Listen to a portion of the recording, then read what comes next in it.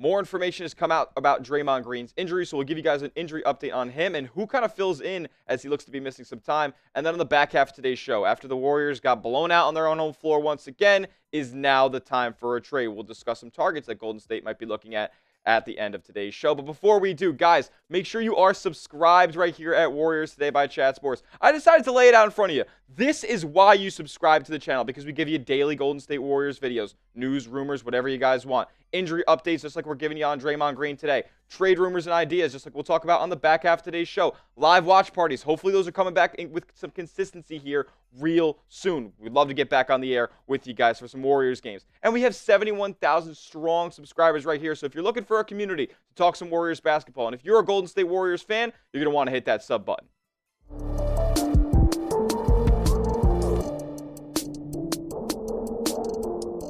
What's going on, Dub Nation? You're watching Warriors Today by Chat Sports. I am your host, Tyler Smith. And on today's show, we have an unfortunate update to give you surrounding the injury that Draymond Green suffered against the Washington Wizards a couple of games ago. Remember, he left after 9 minutes in that ball game and did not return. Had to go to the locker room and was shown with a visible limp. And it looks like he'll be out for an extended period of time here as the Golden State Warriors season continues to wobble and go down to the deep end. It's not really looking good right now for your Dubs. But here's Anthony Slater with the latest. He said that Draymond Green is out against the Celtics yesterday. It is diagnosed as a left calf strain. So no official update expected from the Warriors until tomorrow. He's going to miss some time. It looks like it's not going to be just one game missed for Mr. Draymond Green. And this stinks, right? Because the Warriors need to be very, very careful with Draymond. But obviously, you're going to want him back out there on the floor. This is a guy who's mentioned publicly that this could be one of his last 2 or 3 NBA seasons. And he's looking at retirement closer than he's looking at the beginning of his career. So Golden State has to be cautious. Like, they're still going to try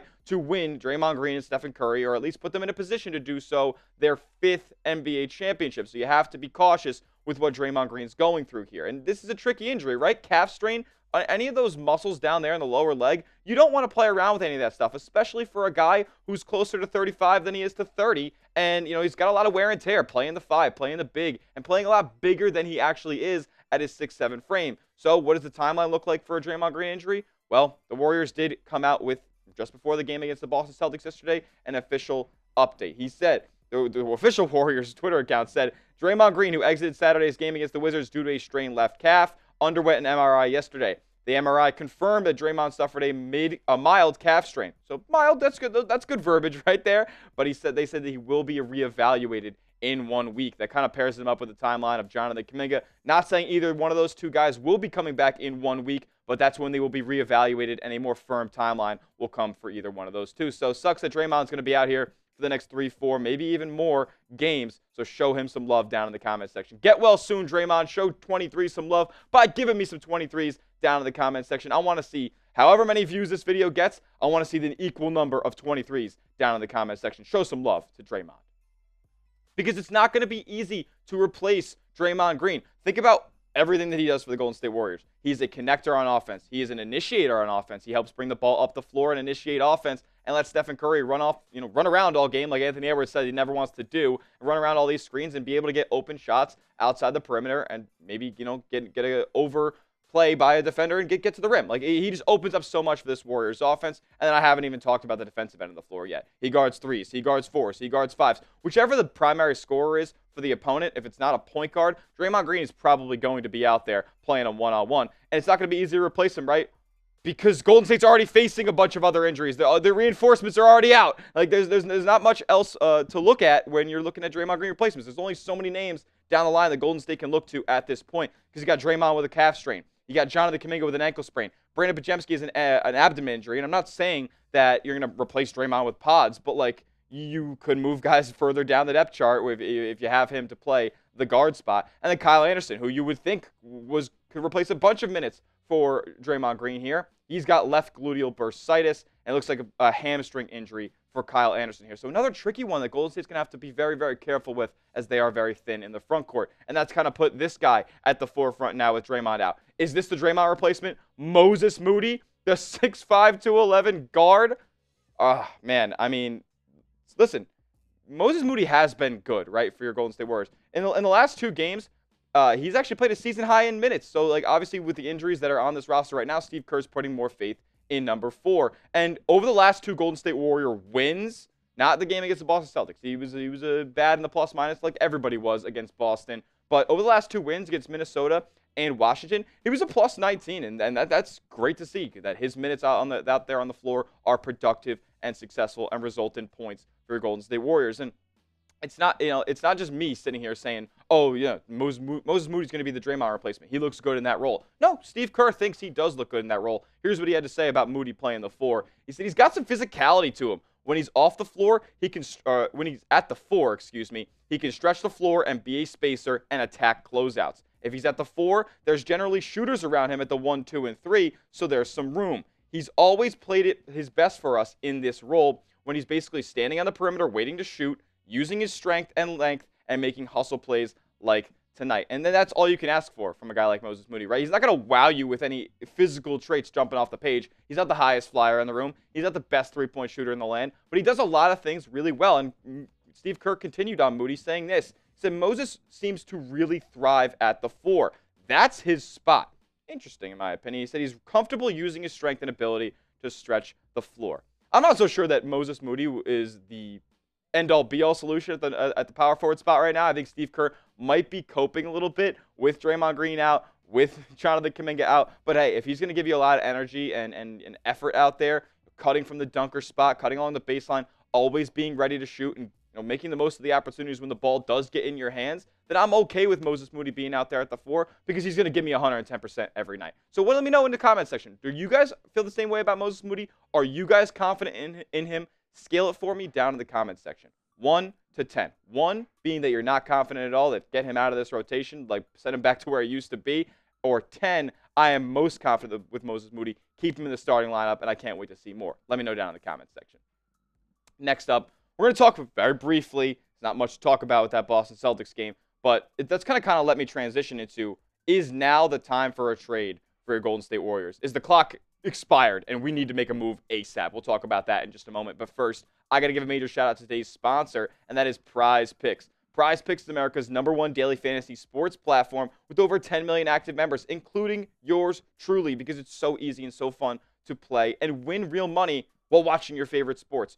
And you guys get hooked up with a crazy awesome deal at PrizePicks. If you sign up using our promo code CLNS and place your first $5 entry, you get $50 in your account for free instantly. Don't even have to win that entry. And you might be asking me, Tyler, you're talking about all these entries. How do you even place one on PrizePicks? It's super simple. All you guys got to do is pick a lineup of 2 to 6 player stat projections and just pick more or less. And PrizePicks is always trying to hook you up with free squares and get you closer and closer to winning real money watching your favorite sports. How about Jaden Daniels this weekend in the conference championship games? More than half a pass yard? I'll take that to the bank, no doubt about it. And then I looked to the Kansas City and Buffalo Bills game. I was like, you know what? These are two teams that, in this past week's divisional game, really wanted to control the pace. So I'm like, they're not going to have that many opportunities at passing the ball and making long drives. So I had less on the passing attempts of both Patrick Mahomes and Josh Allen. You can take my picks. You can fade my picks. Just make sure you go and do it at PrizePicks. Download the PrizePicks app today. Use that promo code CLNS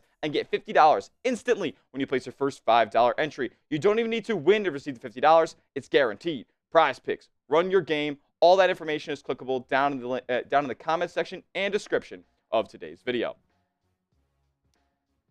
Oh, boy. That ain't good. The Golden State Warriors lost by 40. 40 on their home floor against the Boston Celtics on Martin Luther King Day. And this feels very reminiscent. Kind of got deja vu. I'm sure a lot of Warriors fans got deja vu from the last season's matchup in early 2024 when Boston whooped up on Golden State by 50. It kind of felt the same way. The Warriors tried to play Boston's own game here, out-shooting them attempts-wise in three-pointers. I believe it was 53 to 48. And Golden State didn't make nearly as many as Boston did. I don't even think a player on the Boston Celtics even had more than 22 points. They were just killing you from everywhere. They were just playing their game better than you were trying to play it. And you know what? Golden State, they got the brunt of it. They got blown out by 40. And now the Golden State Warriors this season have 5 losses by 30 or more points. It was just 7 games ago where the Golden State Warriors got blown out by 30 on their own home floor to the Sacramento Kings. This team stinks. They can't come back from any large deficits that they get early on. They were down big early against the Boston Celtics. They don't have any reliable scoring outside of Steph Curry, so teams just throw the kitchen sink at him defensively. And they're incredibly injured right now. I can't make too many excuses for this Golden State Warriors team because at the end of the day, it's probably just not that great. But they are very injured right now. They have a bunch of key players out sidelined for extended periods of time, and the rotation is constantly changing, and players getting brought up from the G League here and there. So Golden State, yeah, they're not a good basketball team, but they're also not at full strength right now. Would a full-strength Warriors team have competed with the Boston Celtics yesterday, trying to play their game?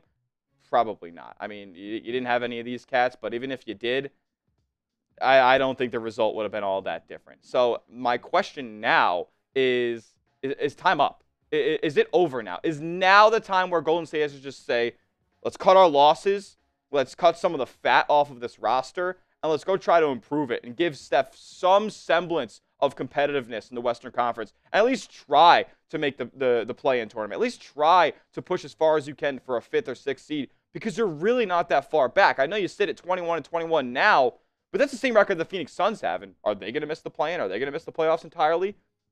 I don't think so. I was kind of shocked to know that was their record last night. But, man, is now the time that Golden State has to go out and make a big-time move. And not big-time move is subjective, right? They're not going to go out there and trade for Kevin Durant. They're not going to go out there and trade for Giannis Antetokounmpo, somebody who can make them a contender right away. But they got to improve at least a little bit. I can't keep seeing these 30-point losses for Golden State. They keep stacking up. So who could be shipped out off of this roster? Well, Buddy Hield didn't work out, right? Let's be honest. Like, were we asking Buddy Hield to be a consistent player over an 82-game stretch? It was a great November, buddy. It was a great October. You were awesome. Since December, you've been awful. Kyle Anderson, I mean, I like Slow-Mo, personally. I think he's a versatile defender. I think he is a versatile offensive player, too. Not going to be your jump-off-the-page scorer, but he does a lot of things well on that end and is a great connector. But he really hasn't seen a huge role in Golden State. He's been getting a lot of DMPs aside from the hamstring injury that he's got going on right now. GP2, expiring deal. I know he's great. I know he closed the game for him a couple days ago. However, he is just not a positive on offense. And for an expiring deal, if he needs to go, then he can go. Moses Moody, I'm interested. I want to see a little bit more. I want to see a little bit more consistency in his role and how many minutes he gets in each game. Maybe with all the injuries that Golden State has right now, he'll get more. But I still think that he could be on the chopping block. And he's an intriguing young piece that could get a deal done for a lot of these non-competitive teams. And then Kevon Looney, he's an expiring deal again. Golden State's been reluctant to use him as well in favor of Trace Jackson-Davis. So Kevon Looney, expiring deal. It's going to be a good salary filler for Golden State as well. And that's what I'm kind of talking about here. Golden State should call teams that are looking to make those kinds of deals where they're going to be sending out a player that probably adds more wins to their total over 82 games, but they're not looking to really contend like the Brooklyn Nets did when they sent away Dennis Schroeder and Dorian Finney-Smith. They're not trying to contend right now. You could talk about the Utah Jazz, even though they haven't made any crazy deals yet. A lot of the guys are on the trade block for them. So they need to look at these teams who are willing to absorb expiring deals and absorb players and contracts that are not going to result in wins for them long term or even this season. And it doesn't have to be some blockbuster deal. It doesn't have to be, trading for Kevin Durant or trading for Giannis Antetokounmpo.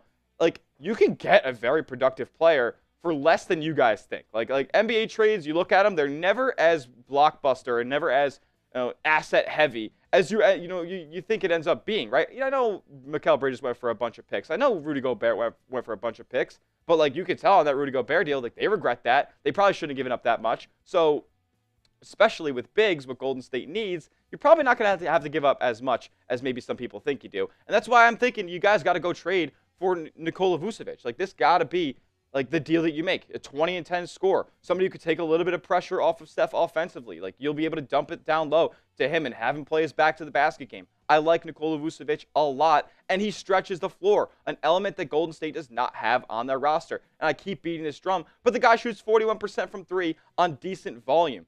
Thank you very much, Mr. Producer Reed. You are the man. And Nikola Vucevic is a guy who is going to be a consistent jump shooter in the lineup. You're going to be able to rely on him in pick and pop scenarios. And he's not going to be a great defender, but, Golden State, they're already decent defensively. They have good defensive metrics. They just are terrible offensively, and they can't put the ball in the basket. So here's the trade that Bleacher Report, kind of made up for Nikola Vucevic to Golden State. Listen, I didn't make this, and maybe you could throw in a second-round pick here, a second-round pick there. I wouldn't be mad at that. But the crux of the deal is this. Nikola Vucevic coming to Golden State for Kevon Looney, Gary Payton II, and Kyle Anderson. So let me know in the comment section. Is this the deal you guys be willing to make? Would you make this trade? Type A for accept, type D for decline. I want to know if you guys would trade those 3 players to bring Vooch to Golden State.